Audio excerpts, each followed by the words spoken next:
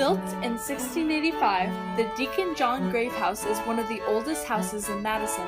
It is believed to be one of the first homes built in the eastern settlements of Guilford. A unique aspect of the property is that it housed 9 generations of the Grave family, all the way until 1978.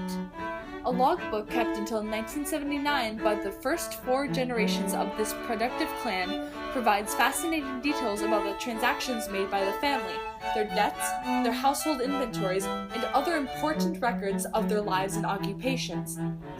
The very first grave to live in Guilford, John Grave I, served for more than 2 decades as deputy to the General Court of the Connecticut colony. During much that same period, he also served as the town clerk of Guilford and was a deacon at the first Guilford meeting house. The very last Grave descendant to live in this house, Mary Elizabeth Redfield, also carried on the Grave tradition of public service until her death in 1933.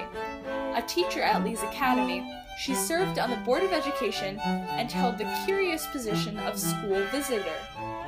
As far as we can determine, in that capacity she went from district school to district school, ensuring that they were well managed and running smoothly.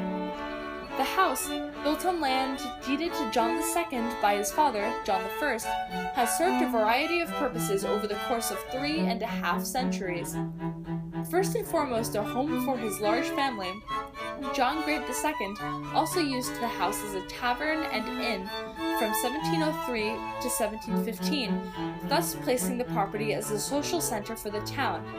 When John II began to teach school in 1707, offering lessons to his 2 sons and 7 other male children, the classes may have been held in the house, but that detail is not documented.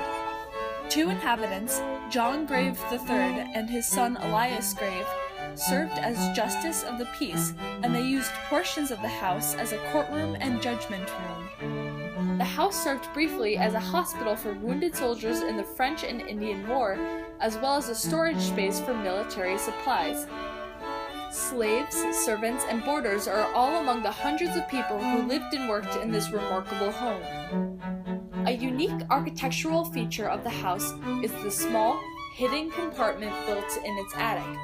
Located on the north side of the house at the back of the central chimney, the purpose of this space is uncertain.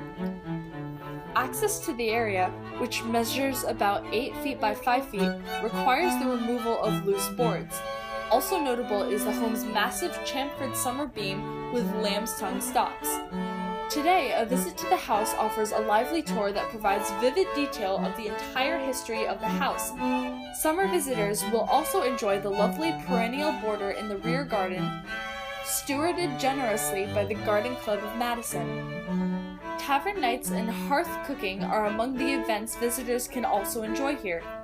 In 2006, the DJG Foundation produced an excellent fact-filled book called Making Ends Meet, Financing Everyday Life for a Madison Family from 1685 to 1865. Available for purchase or as a gift with a donation, it explores the ways that early New England financial affairs affected the daily lives of the Grave family and their community. It also provides a brief history of the settlement of the town and much other wonderful detail that will add to a visitor's understanding of colonial life and the development of a new nation.